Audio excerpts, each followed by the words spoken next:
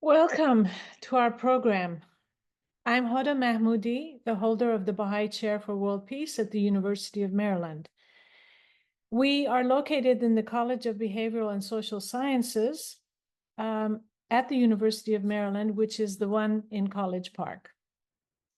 Today's program is co-sponsored by the Anti-Black Racism Initiative, which is also in the College of Behavioral and Social Sciences. I want to extend my warmest welcome to our speaker today, Dr. Michael Orona, who I will introduce to you shortly. But first, I would like to thank Dr. Kate Seaman, who is the Assistant Director at the Bahá'í Chair, for organizing today's program. Also, to the other members of our team, Mr. Malik Wilson, and to our students, Kailin Yu and Nina Oma Shola. Please note that today's program is being recorded and it will be available for viewing later on our YouTube channel. The mission of the Bahá'í Chair for World Peace resonates with the guiding principles of the College of Behavioral and Social Sciences Strategic Plan, which aims to increase understanding of and pursue innovative solutions to the complex challenges facing our world. At the Bahá'í Chair, we pursue solutions to the complex challenges facing the world by promoting a holistic approach to global peace and security. This approach really involves every individual and all of humanity. During today's talk, Dr. Michael Orona will guide us through the contributions and some of the recent histories of Indigenous communities around the world. He will share with us some of the roles the Indigenous communities are playing in environmental stewardship, peace building, and sustainable development. His talk also concerns itself with the ways that Indigenous communities can be engaged and learned from, and the rich possibilities and of knowledge and understanding that abide there. More broadly, Dr. Orono's talk presents clues about the fundamentals of human engagement itself and how respect, consideration, legitimate curiosity, and respectful dialogue clear the pathways toward peace. His work and his life's efforts help us to see that while the history of engagement with Indigenous communities has often left a tarnished legacy, better practices and effective efforts are indeed possible. Dr. Orona's examples of successful engagement reveal both warning and possibility, opportunity and failure. But essentially, his examinations reveal the basic human truths that lie at the root of any human cooperation, any shared human enterprise. Dr. Michael Orona has served at the U.S. Department of State for over 20 years, where he has led an array of senior level foreign policy advisory positions in Washington, D.C. and around the world. This includes serving at the White House as National Security Director for Africa Affairs and at the U.S. Embassy in Vietnam, where he negotiated the release of 3 prisoners of conscience. In 2004, Dr. Orona established and led the State Department's Sudan Atrocities Documentation Team, which was dispatched by the Secretary of State to investigate the violence in Darfur. Previously, Dr. Orona was selected to serve as the State Department's Senior Advisor for international Indigenous issues, where he co-led the White House Committee on International Indigenous Human Rights and oversaw U.S. foreign policy regarding the rights of Indigenous peoples. Aside from a Juris Doctorate degree in international law, Dr. Orona also holds a master's degree in military and strategic policy studies from the U.S. Marine Corps Command and Staff College. He is a life member of the Council of Foreign Relations. Dr. Orona is a member of the Chihene Mimbreno Band of Apache and of Yaqui ancestry. He recently published his first novel, The Brave Ones, a historical Native American perspective on the struggle of equality of social justice. Dr. Orona, it's a pleasure to have you with us today, and we really look forward to your presentation, which is entitled International Indigenous Peoples as Catalysts for Global Stability and Prosperity. Dr. Orona. Thank you and good afternoon. I want to thank Dr. Hoda Bakhmudi, the Baha'i Chair for World Peace. Thank you for setting up for the invitation, and thank you for a great setup for this talk and what I hope to cover today. I also want to thank Dr. Kate Seaman and the University of Maryland for the opportunity again to join you today. It's truly an honor to be part of today's discussion on international indigenous peoples as catalysts for global stability and prosperity. Now, I want to state from the beginning, as Dr. Bakhmudi mentioned, I am a U.S. government official, but the thoughts and ideas expressed today are my own as an indigenous person based on my decades of promoting the rights of indigenous peoples around the world, and this is not official U.S. government policy. Also, I work in Washington, D.C., but I am originally from the southwestern United States, born in Arizona and raised in New Mexico from parents of Apache and Yaqui Native American ancestry. And before we begin, it is customary for Native peoples to introduce ourselves in our native language. And I would like to start by introducing myself in my father's language of Apache. Inde biate danejo, inde nishli deshi asan sheze, ina biate Michael the Rona sheze, shema nakayi yome yaki. Also, I want to take a moment to acknowledge that I am in Northern Virginia on the ancestral lands of the Nacotchitaq, the Piscataway, and the Pamunkey peoples, and I honor their elders past, present, and emerging.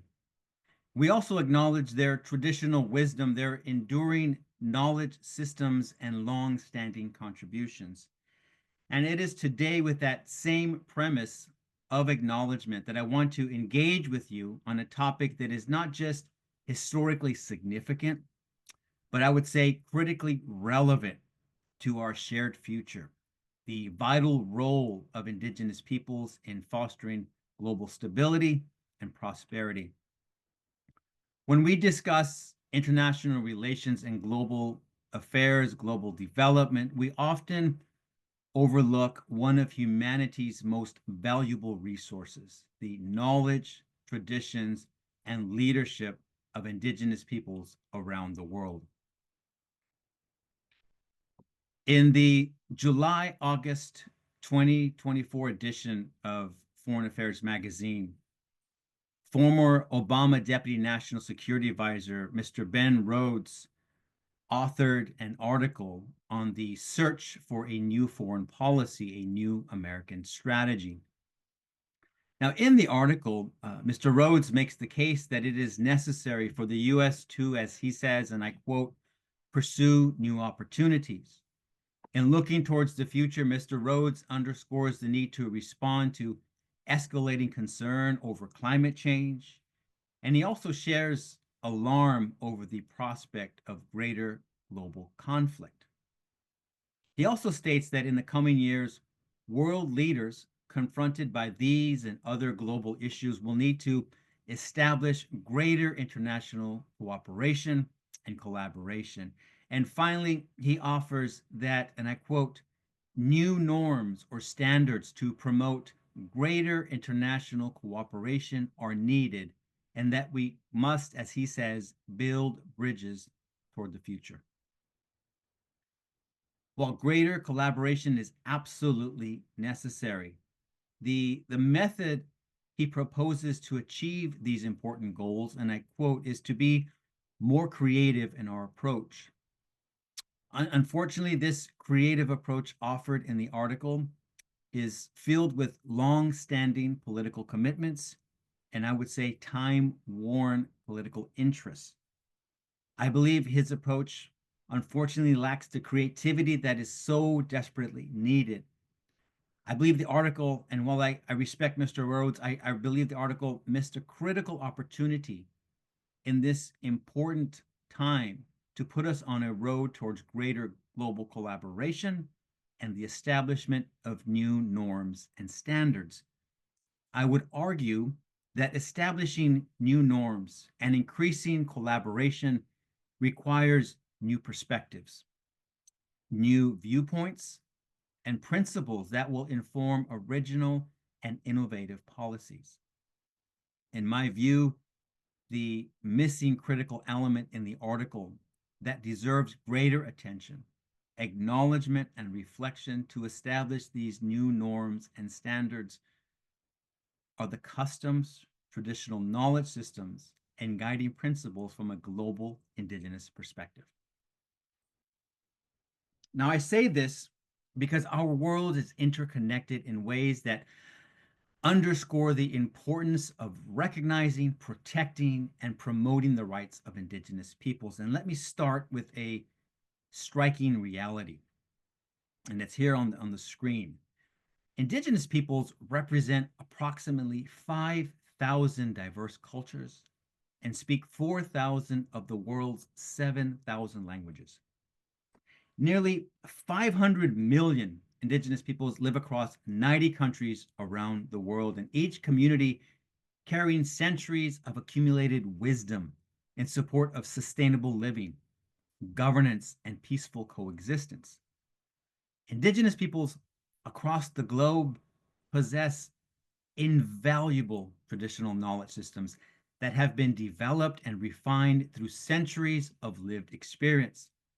Their inherent respect for the environment, for cultural diversity, and collective governance systems, I would say, offers significant insight into fostering peace at local, regional, and a global level.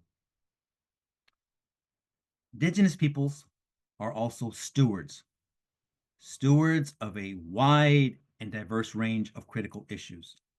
They are a source of traditional knowledge and strategies on sustainability. This includes climate change, food security, equitable governance, gender equality, peace building, and other issues that are important to our existence and survival as a global community. And during today's presentation, we'll examine how Indigenous peoples have in the past and continue today to contribute to a more peaceful and stable world, and why their active participation is absolutely essential. Now, Indigenous peoples have played an important role in making our world more stable and prosperous for all people. However, I believe it is important to underscore that when it comes to global discourse, Indigenous voices and perspectives for too long have been marginalized. Global Indigenous peoples are among the world's most marginalized groups. Indigenous peoples throughout the world have historically faced discrimination and systemic disparities that have prevented them from reaching their true potential and playing a more productive role in global affairs. The marginalization of Indigenous peoples is a significant threat to global security and stability. Indigenous peoples, I would offer, are a key element, too often overlooked, that must play an important role in fostering a more secure and more prosperous world for all people. The historical discrimination and marginalization faced by Indigenous populations around the world underscores the urgent need to address ongoing disparities. Colonialization, dispossession of lands, forced assimilation, and cultural erasure have inflicted profound intergenerational trauma faced by Indigenous peoples around the world. International recognition of Indigenous rights is a step towards rectifying past wrongs and promoting greater equity. Besides being the morally right thing to do, it is in our global security interest. Again, I want to emphasize it is in our global security interest to address inequities faced by Indigenous peoples. This is because advancing the rights of Indigenous peoples ensures more stable and inclusive societies, more prosperous economies, and more peaceful nations, because it absolutely does. Regional conflicts around the world continue to demonstrate how marginalized communities are subject to compounding, and I would add disproportionate harm. However, governments that collaborate with Indigenous peoples as fundamental partners to address deep-rooted social, economic, and political disparities are more likely to create sustainable solutions, which is inherently good for the entire global community. The issue is that historically, Indigenous peoples have been excluded from the conference rooms, excluded from the boardrooms, and excluded from global summits where decisions are being made that directly impact them. This is the tragic global history of the Indigenous population. Indigenous peoples for too long have been informed or told after the fact rather than consulted on decisions that directly impact them. Now, it is also important to highlight that destructive policies of the past have a negative consequence on Indigenous peoples today. Now, according to Amnesty International's annual 2022 report, nearly 1/3 of the world's 900 million rural poor are Indigenous peoples, highlighting the severe economic disparity that continues to affect Indigenous peoples globally. Unfavorable policies have resulted in limited access to resources, opportunities, and wealth accumulation for members of global Indigenous communities. Collectively, government officials, members of the private sector, and I would add civil society representatives must collaborate to foster a more comprehensive society in which Indigenous peoples are free to reach their full potential, invited to share their traditional knowledge and impart their unique perspectives and how to confront the vast number of issues currently facing our planet. Beneficial policies must increase access to a quality education. I would add healthcare, employment, and greater support and protection of traditional knowledge, Indigenous cultures, and languages. Greater investment in these historically underserved communities are critical steps toward reducing poverty and fostering an all-encompassing global society.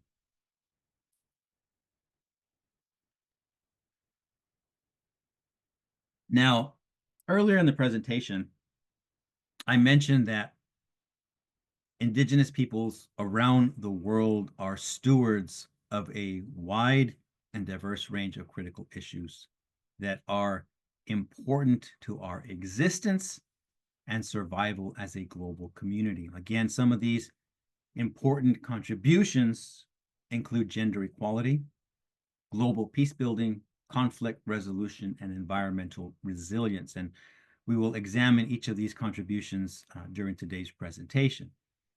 To illustrate the significant contributions made by Indigenous peoples, I believe it is important to recognize the essential function that traditional knowledge systems play in addressing contemporary global issues. And one of the first examples that I want to highlight today is gender equality. I believe it is important to start with gender equality because Indigenous women in leadership positions merits special attention. Now, I say this because historically, many indigenous cultures supported women in leadership positions long before it became a global conversation. Again, this was long before it became a global conversation. Because of this tradition, indigenous women today continue to be at the forefront of human rights advocacy, environmental protection, and community development. And I would definitely underscore that any dialogue or conversation on international affairs, international relations must include gender equality. This important topic spans ethical, social, economic, and political dimensions. In the social and political sphere, addressing gender-based discrimination helps to uphold the principles that are central to international human rights charters, such as the Universal Declaration of Human Rights. In support of the economy, a 2022 report from the World Bank underscores that removing gender barriers unlocks economic productivity, increases innovation, reduces poverty, deepens social cohesion, and enhances the well-being and prosperity for current and future generations. The bottom line is when women thrive, countries and communities thrive. And according to that same World Bank report, the average family income would be 20% higher if women were employed at the same rate as men. Now, today around the globe, indigenous women serve as leaders, decision makers, and advisors. They play crucial leadership roles in the struggle for self-determination and serve as advocates in the protection and promotion of indigenous rights around the world. Historically, many indigenous societies are matriarchal. And prior to colonization, indigenous women held powerful leadership positions and were central to the community decision-making process. In many indigenous cultures, women not only had the power to serve as leaders, but also had the power to elect tribal chiefs.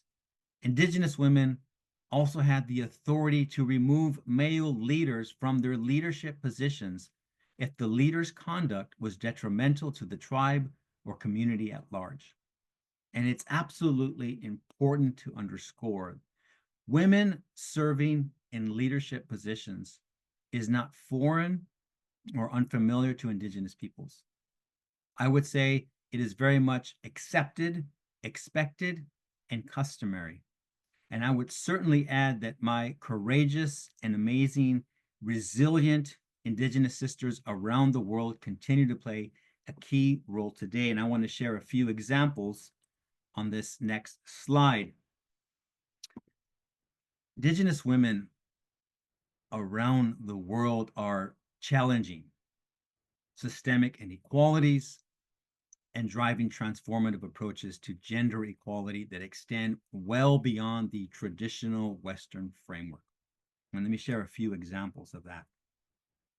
First, in Latin America, indigenous women leaders such as Nobel Peace Prize laureate Dr. Rigoberta Menchú Tum from Guatemala. And on the slide, she's pictured on the slide in the upper left-hand corner. Not only has she advocated for human rights, but profoundly reshaped conversations about gender equality, intersectionality, and social justice. Dr. Menchú Tum has leveraged traditional cultural practices and indigenous models of governance that recognize the responsibility that indigenous women play in leadership positions. Let me take you down to Australia. Indigenous women like Pat Anderson, and her photo is on the top right-hand corner.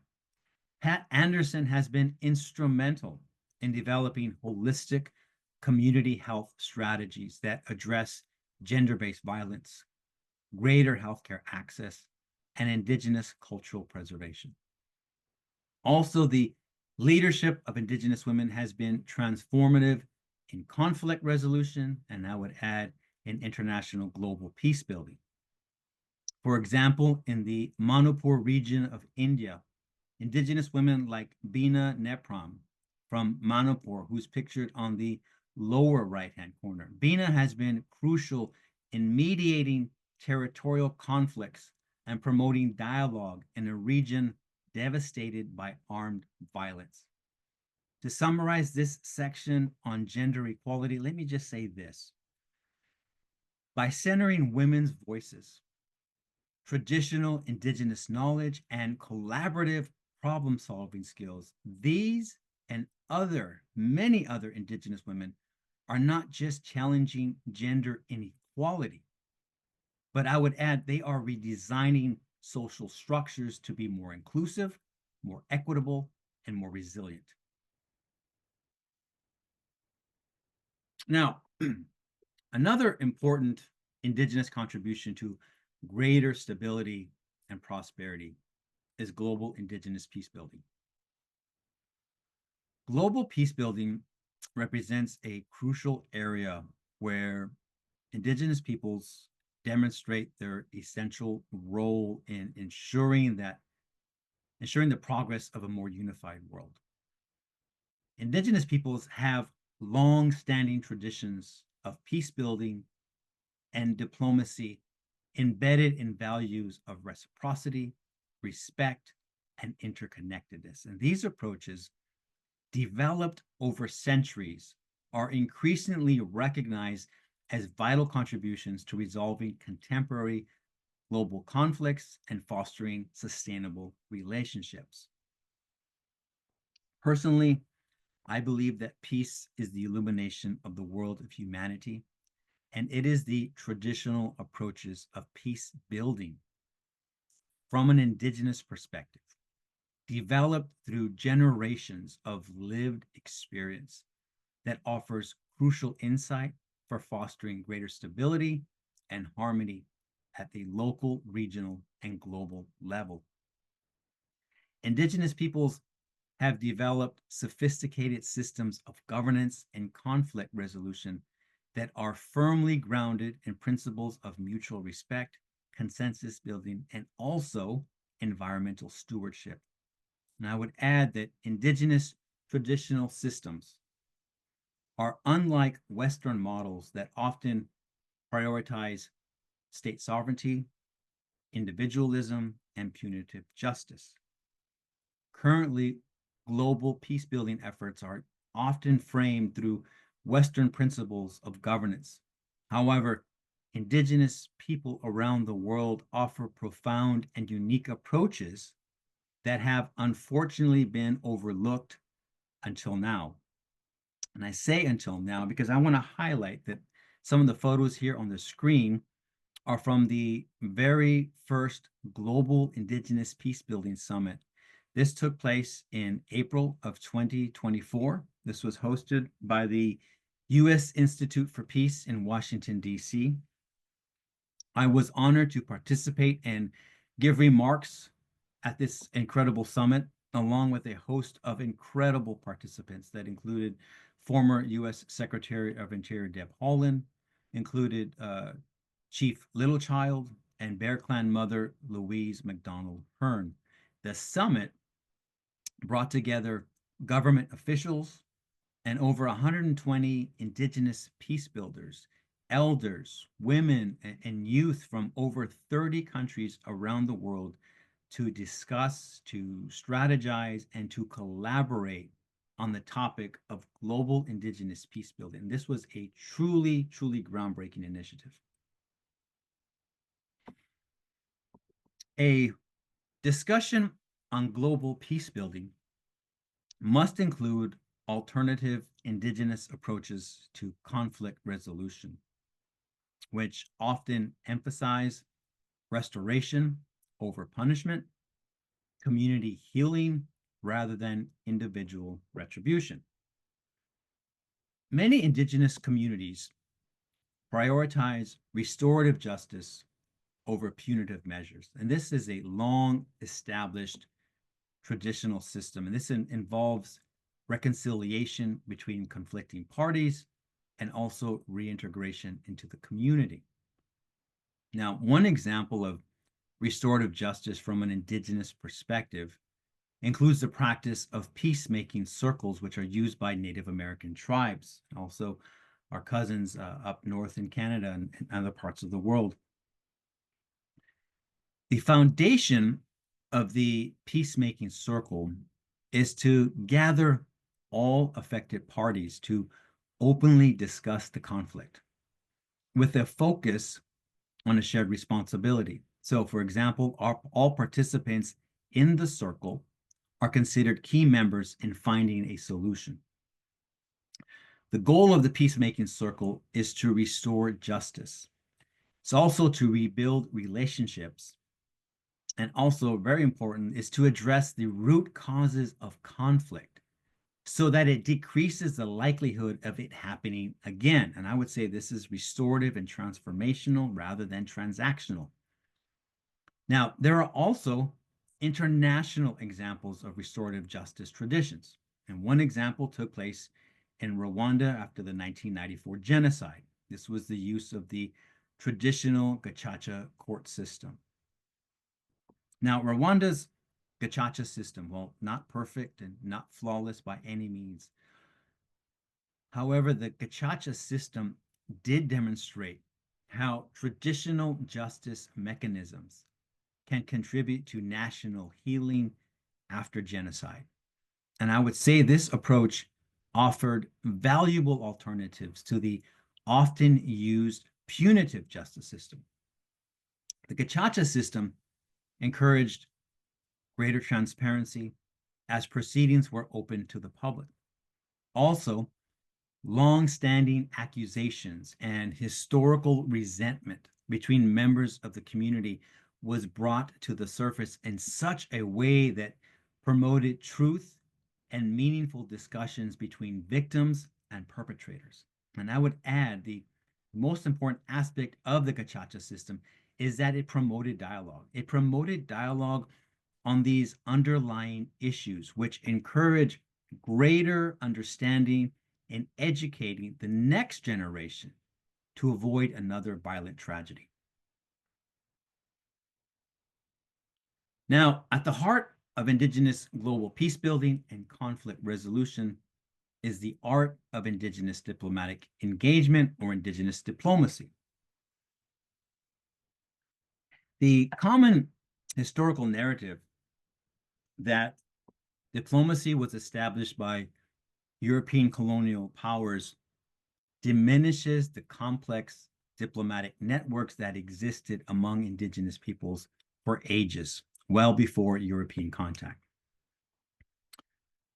This fallacy, I would say, stems from Eurocentric perspectives that fail to recognize or deliberately ignore long-standing Indigenous systems of governance, negotiation, and interstate relations. Indigenous peoples around the world, including here in the Western Hemisphere, maintained intricate diplomatic networks that govern trade, military alliances, resource sharing, and also conflict resolution, again, based on reciprocity and mutual respect. Historically, among my own people, the Apache and also the Yaqui of the southwestern United States, both groups engaged diplomatically, of course, with other Indigenous tribes in the region, but also they also engaged with foreign government officials from Mexico, Spain, and the United States from as early as 1500 to around 1850. And one example is in 1749. The Apache negotiated with Spanish authorities to establish the Treaty of Peace and Friendship. And this agreement was created to reduce conflict and secure important trade. The Apache also negotiated the formation of what are known as peace villages. These peace villages are what is in present-day Mexico today, northern Mexico. The peace villages were recognized areas where Apache families could settle without conflict. Now, the Apache, given their traditional knowledge of the local terrain, also served as mediators, liaisons, and I would underscore peace negotiators. They served as peace negotiators to help keep goodwill between competing colonial powers such as the US, Spain, and Mexico, who were competing for valuable resources. It's important to underscore that Apache, both the Apache and the Yaqui, both of them engaged in complex diplomatic negotiations through bilingual and multilingual communication. And I say this because members of both tribes had to negotiate in their own traditional native language and then transfer over to English and Spanish using their own indigenous interpreters. And it was common for native peoples of this region to speak several languages fluently. Now, I would highlight that understanding the sophistication of indigenous diplomacy remains crucial today for a couple of reasons. Many more, but I'll give you two. First, the recognition of indigenous diplomacy provides important models for contemporary conflict resolution, mainly in addressing environmental challenges and managing shared resources. And also, indigenous diplomacy offers valuable insight, and I would say alternative approaches to international relations. That includes emphasizing consensus building, focused on dialogue. Indigenous diplomacy is also focused on long-term sustainability and the holistic understanding of relationships, and also broadens perspectives and engagement. Now, throughout history, to avoid war and destruction, various entities from nation states to indigenous confederacies established sophisticated security regimes. I spoke a little bit earlier just now about the diplomacy and history of indigenous diplomacy. One of the most often acknowledged security regimes in European history and diplomacy is the Concert of Europe. The Concert of Europe lasted from 1815 to 1915, and it served as a security regime among European powers at that time. The powers included Britain, Austria, Prussia, Russia, and then later France. Now, among indigenous peoples here in the United States, the Haudenosaunee Confederacy, the Iroquois Confederacy, was established centuries before European contact and is one of the oldest participatory democracies in the world. The system of governance known as the Great Law of Peace united 6 distinct indigenous nations under principles of unity, consensus, and nonviolence. And this included the Mohawk, the Oneida, the Onondaga, the Cayuga, the Seneca, and then later the Tuscarora.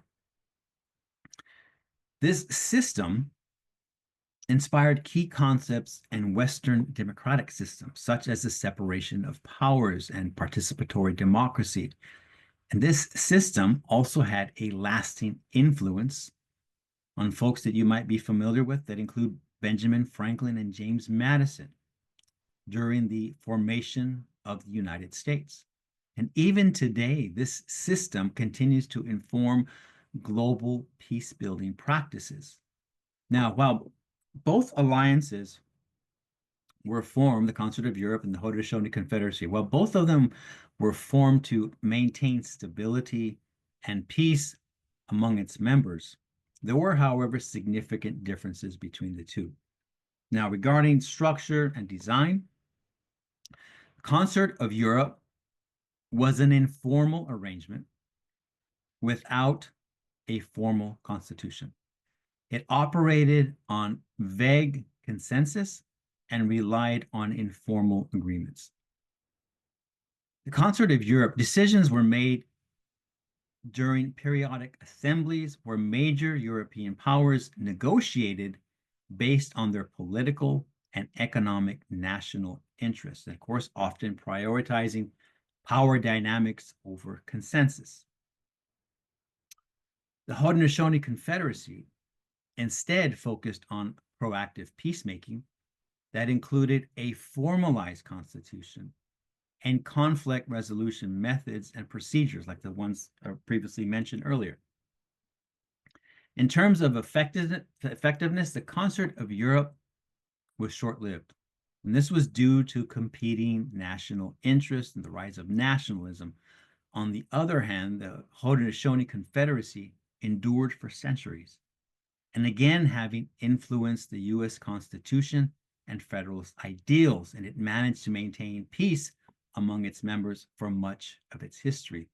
In summary, I would say, while both sought to keep peace and security between its members, the Concert of Europe, however, was based on competing powers focused on their national interests. Again, power politics.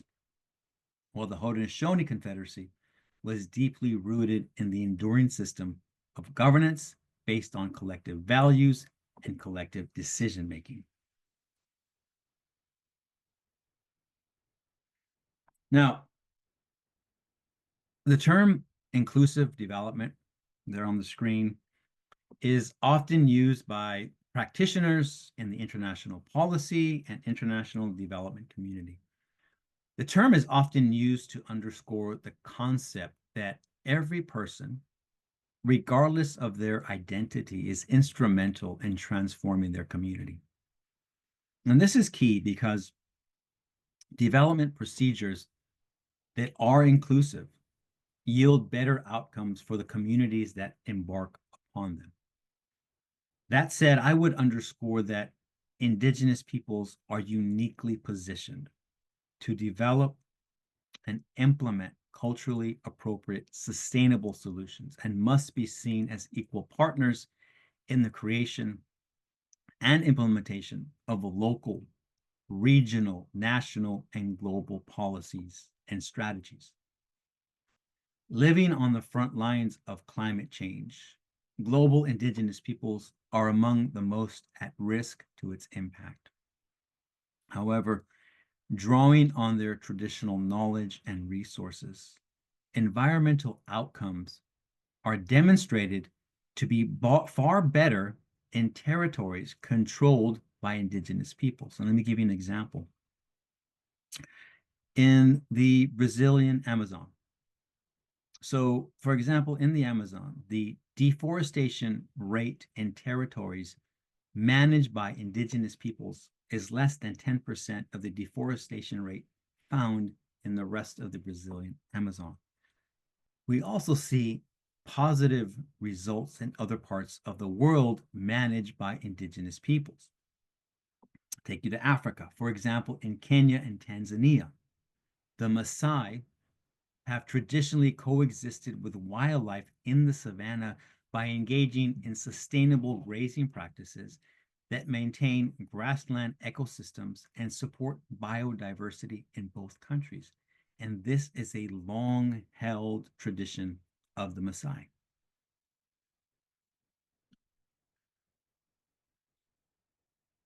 So here we are today, online, gathered to explore how Indigenous peoples are a source for greater stability, security, and prosperity around the world.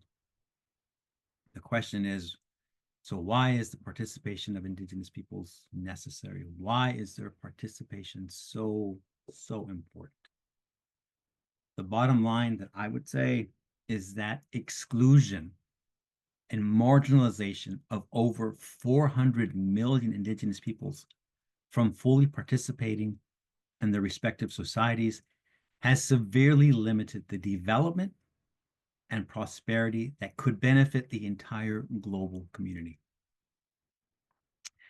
Meaningful societal transformation requires the full participation and empowerment of all peoples, including historically marginalized Indigenous peoples. I believe not allowing for a diverse perspective hinders humanity's ability to achieve its collective destiny, and preventing even a segment of humanity to express or achieve its full capability is detrimental to the rest of our global society. And I would add that for For too long, Indigenous peoples have been categorized as historical figures whose time has passed. Instead, the global community must acknowledge the diverse and the essential global contributions of Native peoples and must recognize them as a significant element in the construction of a unified world and the establishment of a global civilization. The current paternalistic approach of government officials and civil society representatives attempting to speak on behalf of Indigenous peoples undermines Indigenous autonomy and perpetuates colonial power dynamics.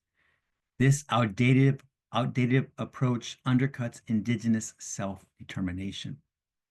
Now, Indigenous peoples have historically been denied agency and representing our own interests and perspectives in global forums. Indigenous peoples, however, have always had agency, and Indigenous peoples know better than anyone else what is needed in their communities. Despite the adverse situation facing Indigenous communities around the world, there are also many positive developments and victories in the struggle for human rights and recognition.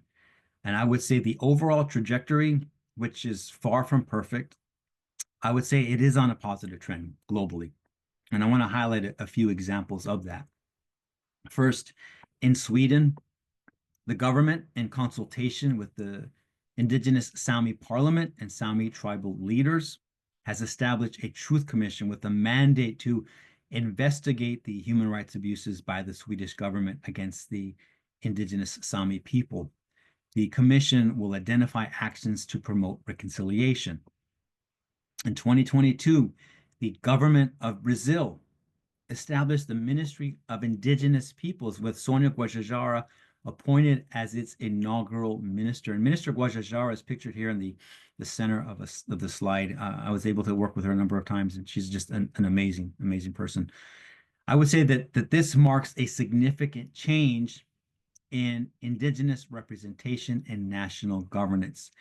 And under her watch, Minister Guajajara has prioritized the eradication of illegal mining in the Amazon rainforest. And furthermore, in Brazil, the Brazilian president has appointed Junia Wapachana, who's there on the right-hand side of the screen.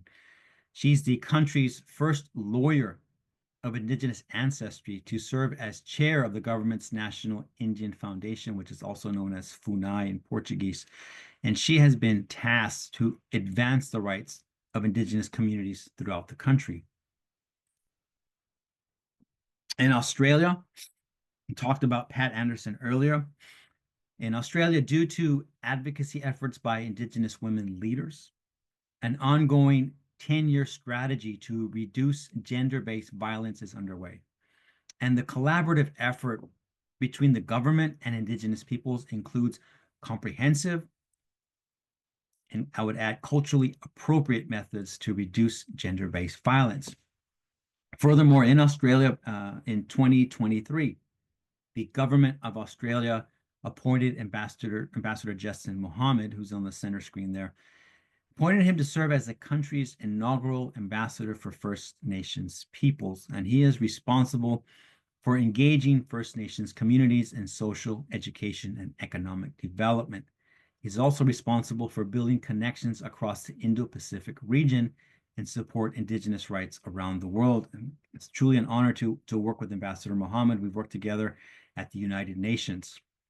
In Mexico, we've seen the establishment of the Justice Plan for the Yaqui people, photographed there on the right-hand side. And this serves as a roadmap to reverse the historical injustice.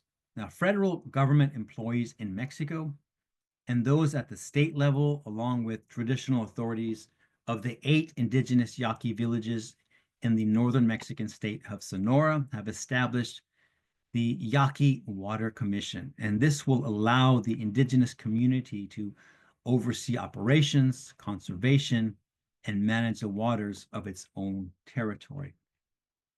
And in the United States, the U.S. government, under the leadership of former U.S. Secretary of Interior Deb Haaland, the first Native American to hold the position. She helped to strengthen and elevate nation-to-nation consultations between U.S. officials and tribal leaders, which included restoring the White House Council on Native American Affairs. Under her watch, this also included the Road to Healing initiatives, which provided survivors of the U.S. federal Indian boarding school system to share their heart-wrenching personal narratives and to connect these same survivors with trauma support resources. I would add, and looking at all these positive examples, I would add, maybe going out on a limb, that the most positive trend for Indigenous peoples has taken place in multilateral settings at the United Nations, which I would add is ironic. And I say that because historically, Indigenous peoples have seen United Nations. They have seen its predecessor, the League of Nations, as the conscience of the world. Indigenous peoples, since the establishment of the League of Nations and the United Nations, have held these global institutions in high regard, absolutely high regard. And this is because Indigenous peoples have always seen themselves as active participants of a global community, given belief in the interconnectedness of all people. This was a natural fit. It would have been absolutely a natural fit, and it was. However, from the beginning, Indigenous peoples were prevented from meeting with UN member states, with meeting with the League of Nations. And this is because Indigenous peoples were not recognized as member states. They were not recognized as a sovereign entity. So Indigenous peoples were prevented from actively participating in these sessions. Today, Indigenous peoples continue to struggle to be recognized as sovereign nations, but despite the fact and the lack of recognition, and this is why I say it's such a positive step, Indigenous representatives, despite this lack of recognition, Indigenous representatives are actively participating in the UN system, the United Nations system. And this includes participation in the UN Permanent Forum for Indigenous Issues, held at UN headquarters in New York City, and the annual United Nations Expert Mechanism on the Rights of Indigenous Peoples, which is held in Geneva, Switzerland. Now, these annual gatherings are excellent opportunities for Indigenous peoples to extend their global framework and network, to build global solidarity, and also for Indigenous peoples to meet with UN member states to share issues of concern and increase areas for collaboration. And I would highlight that during the past year, the UN Human Rights Council in Geneva successfully inserted language in a resolution for the very first time in support of Indigenous peacebuilding initiatives. And these are some of the things we talked about earlier, the very first time. And also in 2024, over 5,000 Indigenous representatives participated in the UN Permanent Forum for Indigenous Issues in New York City. And historically, this is the largest number of Indigenous participants on record at the annual UN Permanent Forum. And I suspect this number will go up again this coming year. In conclusion, let me share a few final thoughts. I would say as professors, as researchers, as educators, as advocates, as students, as citizens, you all have a unique role to play in this transformation. Your research, your discussions, and your future professional contributions can help to amplify Indigenous voices and perspectives. And I ask that you consider how your own field of study might benefit from Indigenous knowledge systems and methodologies. And I challenge you to think differently about the role Indigenous peoples play in our global future. We are not just survivors of historical injustices. but instead bearers of solutions to contemporary challenges. These traditional knowledge systems, developed over millennia, offer frameworks for addressing complex issues from climate change to conflict resolution.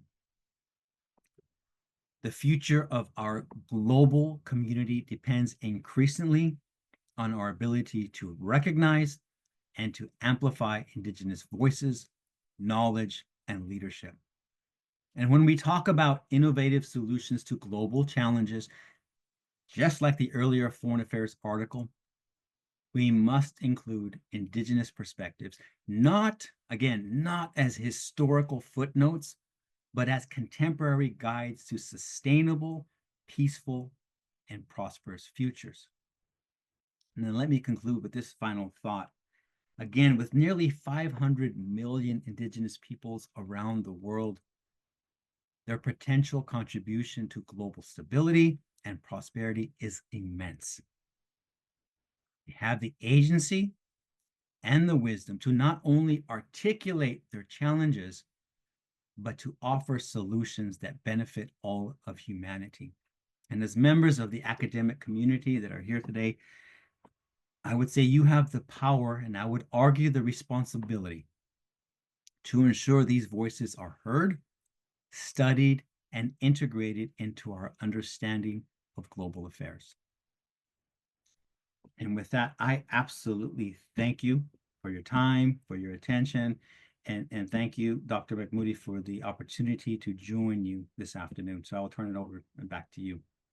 Thank you so much, Dr. Orona, for that very not only rich, but comprehensive and thought-provoking presentation. You've given us much to think about, and you've given the academicians their charge. And so we appreciate your providing us with this global vision of the contributions and the road forward in relation to the indigenous populations of the world. We are now ready for the Q&A. I would ask our audience to please write down your questions in the Q&A, and I'm going to now turn the time over to Dr. Seaman to facilitate our Q&A.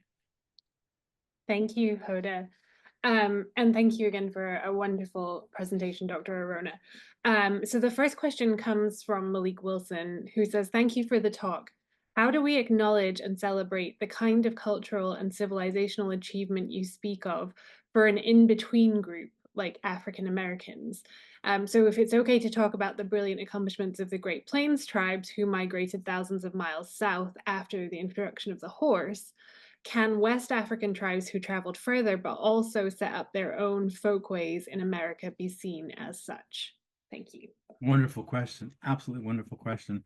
And outside of this presentation, I focus a lot on the history, the important history between Indigenous peoples in this country and the history of African Americans and slavery and the genocide that took place in this country. There is absolutely an opportunity to be able to collaborate and to share the important history that has existed and has led to many of these contributions that I share with you today. They are very similar.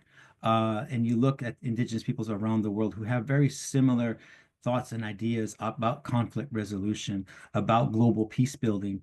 And it's absolutely essential that we continue to work and find opportunities to collaborate, to look at our shared history, what I like to say is our shared humanity that exists around the world. So absolutely essential. Love the question. There absolutely is an opportunity to continue this discussion and to expand it to include so many other peoples around the world. So thank you for that. Thank you. There have been a couple of questions asking for to reach out to you for more information. So I just wanted to let the people know asking those questions that I will forward them on to you rather than read them out just now. So the next question comes from Chris Villalobos. Given your experience within the government, how might we be able to restructure our leadership within the university or the government, especially through our Indigenous lens? Yeah, awesome question. Awesome question. There is so much happening in Indian country, in this country, and among indigenous peoples around the world. And again, I go back to this trajectory that I mentioned that is absolutely moving in a positive direction. I think there's great opportunities for indigenous peoples to collaborate globally. And that's something I think we are now seeing the importance of, and we're seeing the importance of this communicating and participating in multilateral affairs, multilateral organizations like the UN and others, to be able to contribute, to come together, to increase our solidarity, to increase our understanding of the shared issues that we face, whether it's educational issues, lack of employment, the environment. I think there's a great opportunity for us to, as indigenous peoples, to come and to increase that solidarity, that network, and to collaborate. So I would say, looking for opportunities to work internationally, you will find many indigenous tribes that are eager to work with you and others on these important issues and initiatives. Thank you. And I think a good question to follow up here with is from Rochelle Morgan-Verdon, who asks, why is it so crucial for Indigenous peoples' representative institutions to have an enhanced status at the United Nations? Why does their status as self-determining governments necessitate this change? Fantastic. And I will give, Rochelle is an amazing person. And I've worked with her at the UN, and she works for an important organization that does tremendous work around the world. And I'm glad that she's here. And I wouldn't expect anything less except that question from Michelle. So that's a fantastic question. So the enhanced participation of Indigenous people is absolutely essential. And I gave some of just a brief part of the history of how we have been locked out of this important conversation, these consultations. There are opportunities through consultative statuses for Indigenous peoples to become part of consultative discussions, and this is through ECOSOC. This includes the UN Permanent Forum that I've mentioned that takes place in Geneva, and the one in New York City, UN Permanent Forum for Indigenous Peoples. So there are opportunities, again, for us to share Indigenous knowledge, opportunities to take part in observer roles and in side events. However, the problem is that we have to seek and be granted permission to participate in these. And so the opportunity is important for us as Indigenous peoples. And given the important history, just some of the important history and some of the important invaluable traditional knowledge systems that we would love to share through the UN and through other organizations. It's a great opportunity, and it's a missed opportunity. There has to be more on enhanced participation to allow us to be able to share this globally with the world. What we're doing now and this opportunity today is amazing. It's groundbreaking. And I thank again Dr. Hoda Mahmoudi, and I thank you, Dr. Seaman, for this opportunity. We just have to increase that, and we can increase that through UN and other organizations, but we have to be given that opportunity and not just merely seek permission to be part or play a part in this. We have to be given full opportunity and granted that opportunity. Thank you, Rochelle, for that question. Thank you. The next question comes from David Newman, who asks why you didn't mention the UN Declaration for Indigenous Peoples and then the Canadian Truth and Reconciliation Commission and process. And he asks if you could comment on them now as part of the way forward in and from the US. Yeah, the UN Declaration on the Rights of Indigenous Peoples. And in fact, it wasn't just, it's purely time and purely focus. And I wanted to focus on a few things that people might not be familiar with. But again, on the Declaration of the Rights of Indigenous Peoples, UNDRIP, which was adopted in 2007, I would say it plays a significant milestone in the support of Indigenous peoples, the right to self-determination, right to cultural integrity, and territorial support. It's important to understand that UNDRIP, as most people are aware, for those that are not, is not legally binding in the same way as a treaty, for instance, is. It does carry significant moral and political weight, but again, it's not binding, but it helps to guide states, various states and countries on policies and working with Indigenous peoples. The U.S. did not affirm the vote, did not adopt the 2007 vote. We abstained. But there is much talk again among Indigenous peoples in this country and within government and how these two could be implemented and opportunities to seek that commonality. And it's important because it's conversations like this and that others are having to be able to spotlight the importance of UNDRIP. So I thank you for that question. Thank you. And the next question comes from Charles Bullock, who says, do you see that there is a special collaborative opportunity for Indigenous and Black people in our country, especially since there is so much common historical experience and examples of resilience?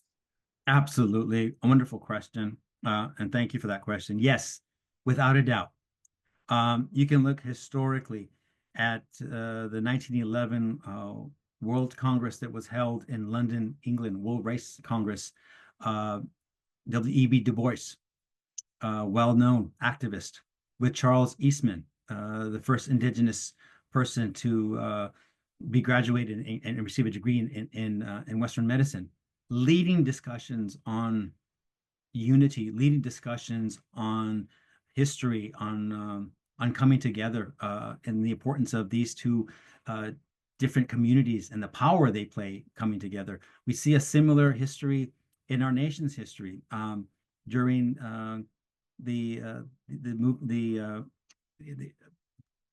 during Harriet Tubman's Underground Railroad, and the fact that you see and read about, and the history is there. It's absolutely there. You read about the history of slaves seeking freedom and finding safety and support in with Indigenous tribes and Indigenous settlements. And these Indigenous peoples, both in the North, and I have to also make sure that people are aware that this also happened in the South along the U.S.-Mexico border, where freed slaves that were looking for freedom found it in Mexico and in Canada with support of the Indigenous populations that lived in those regions. So there's just absolutely an amazing history that needs to be discussed and talked about and understood. And thank you for that question. Thank you. And the next one comes from Dennis McGregor, which follows on nicely. He says that an Afro-Indigenous history of the United States by Kyle T. Mays is a good resource for the challenges of collaboration between Indigenous and African Americans, and also positive examples throughout history. This is a primarily US-centered one, and so he's asking if you know of any other examples of areas such as the Caribbean or other areas. And I think it's a question about resources that you might recommend for people to look at. I do, and I wish I had the books in front of me. I don't have them in front of me but there are a couple that I can maybe put in the chat afterwards. But glad to do that. I'm glad you mentioned the book by Professor Mays. Wonderful book. I've met him a couple times. He's a fantastic, amazing individual. And if looking at other parts of the world, absolutely.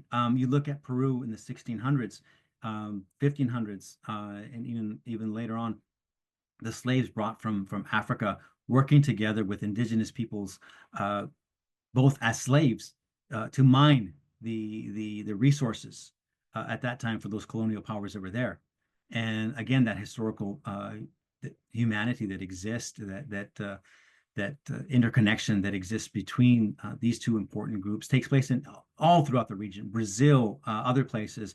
But Peru is definitely an important one as well, where these two important communities were brought together, and the important role they played afterwards as well in the development of these countries, and continue to do so today, especially in Brazil. Amazing dialogue and conversations that are happening, and also in Mexico that are happening between Afro-Indigenous peoples around the world. Thanks for that, and I'll get those points for you, those books. Thank you. The next question comes from Nina Amachola. What can we do to accommodate and invite Indigenous voices into spaces where they otherwise wouldn't be acknowledged?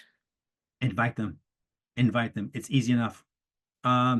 And there are so many fabulous individuals out there that can speak on so many important issues facing Indigenous communities around the world, whether it's on a bilateral issue, multilateral, global issues, from different perspectives. Invite them. You can find them.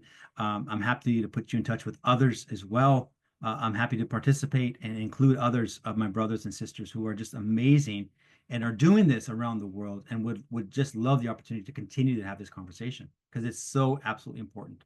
I think hopefully for some of the reasons that I was able to highlight today. Thank you so much. So the next one comes from Marsha Berry, who said she's so grateful for these insights. What can you offer from traditional wisdom that could help move our nation and others around the world from extremism and not being so vulnerable to those who seek to divide for their own power and control? I wish I was wise. You're including me. You're saying that I have that wisdom to share. I wish I did have that wisdom, and I wish I had that experience. The elders do, and those that I see as elders have that wisdom and that experience. And I take my advice and counsel from them is to share how we are all one family, how we are all part of humanity, of this one planet, and how it's important for all of us to be able to share our perspectives.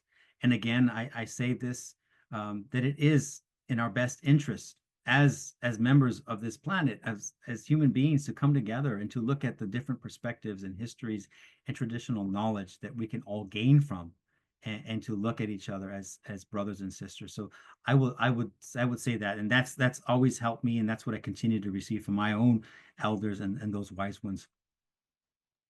Thank you so much. So the next is from Christina Nchugan Sonu. Wonderful perspectives, thank you. There are similarities in the traditional knowledge and wisdom of groups that may not be considered Indigenous, particularly in the domains of peace building and consensus building. How can we bring out, harvest, and meld these two streams of experience? I love it. Through dialogue. I mentioned the first international global Indigenous dialogue that took place in 2024. I'm through, and you saw her on the screen, Binin Eprom, who is working on issues facing her own country in India, but she is also leading a working group on Indigenous issues and global perspectives on global peace building. I'm part of that group and would love to connect. I think there's an opportunity to connect with different perspectives to, as you said, meld these together, because on their own, it would just be so much more powerful to include other voices and perspectives as part of this. Thank you.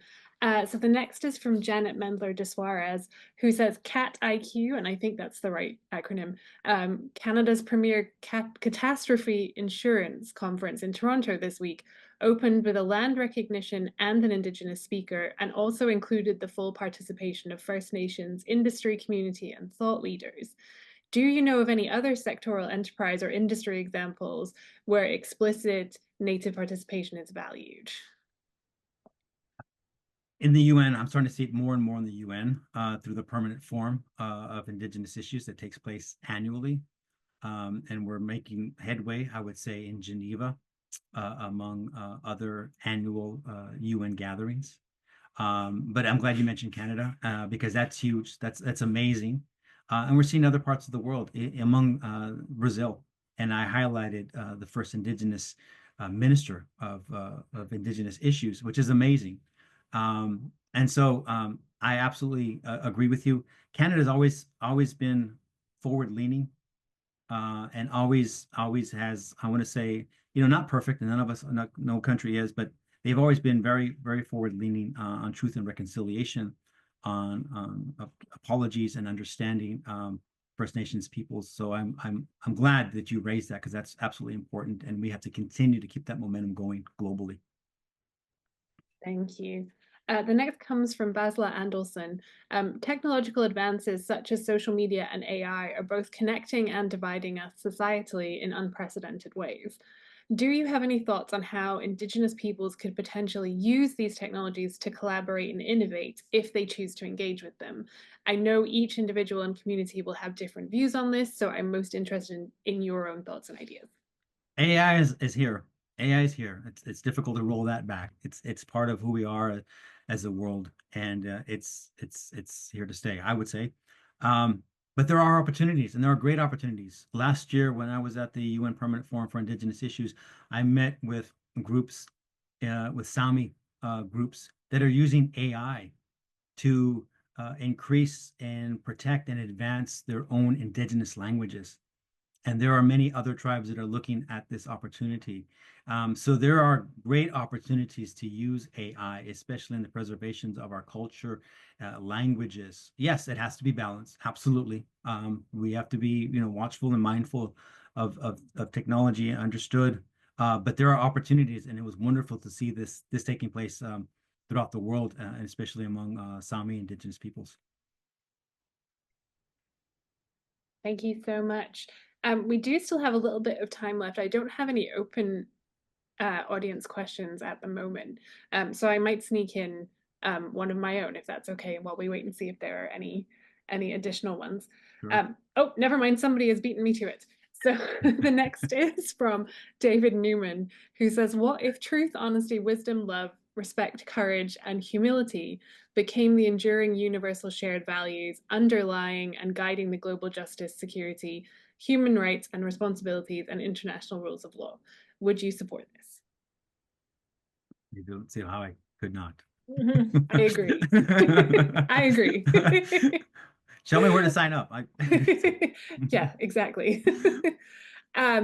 Okay, so I as again will try and see if I can sneak in a question before we receive another one.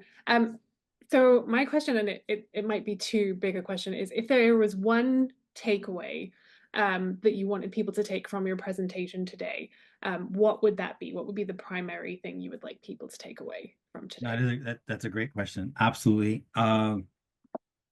Including Indigenous peoples in the consultation process, in the implementation process of policies, of strategies around the world, environmental, conflict resolution, peace building, international relations, gender equality. We can go on and on. These are only a few that I picked out for this conversation, this presentation, but there are so many opportunities for Indigenous peoples to share our deep traditional wisdom, knowledge with the global community.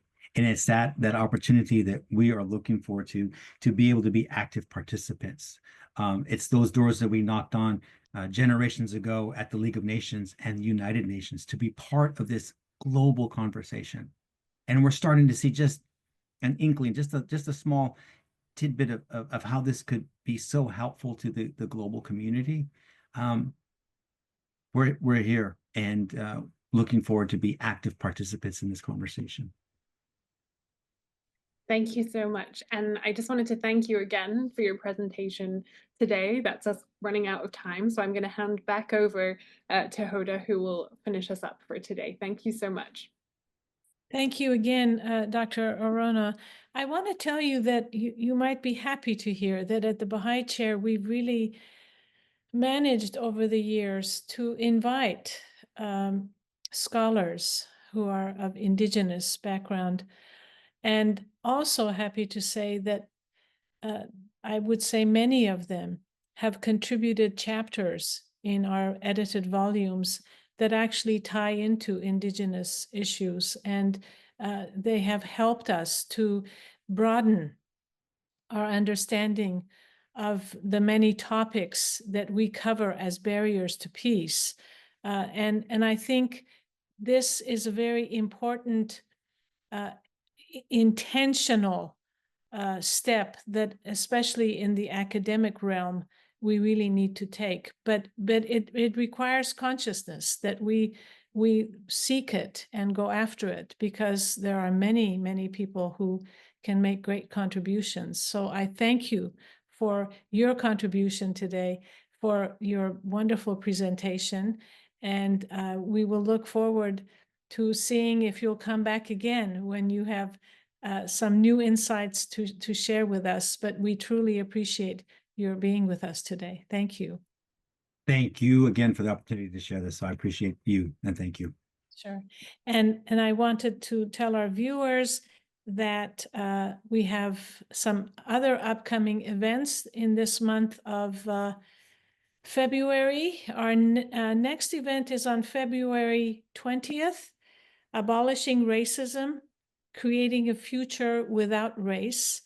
You see on the bottom a large number of speakers. who we will have at this conference. I would say it's a very, very important conference because these are scholars who have worked hard to figure out ways of abolishing racism by really focusing on how to eliminate the core problem. And it's not so easy. How do we create a future without the concept of race? So that's February 20th at, it's all day, 9 a.m. Eastern time until 4:30 p.m. It's virtual. So we hope you will join us then. Then we have another event on February 28th. Dr. John McWhorter, very distinguished linguists, will speak to us about why most humans talk in two or more ways. I'm actually looking forward to hearing what he has to say about that. That is on February 28th at 1 p.m. Eastern time, and it is at the University of Maryland. It is not virtual, but we'll keep you posted. I want to thank all of our viewers for joining us today. We appreciate your supporting the events at the Baha'i Chair, and we look forward to seeing you at our future events. Thank you.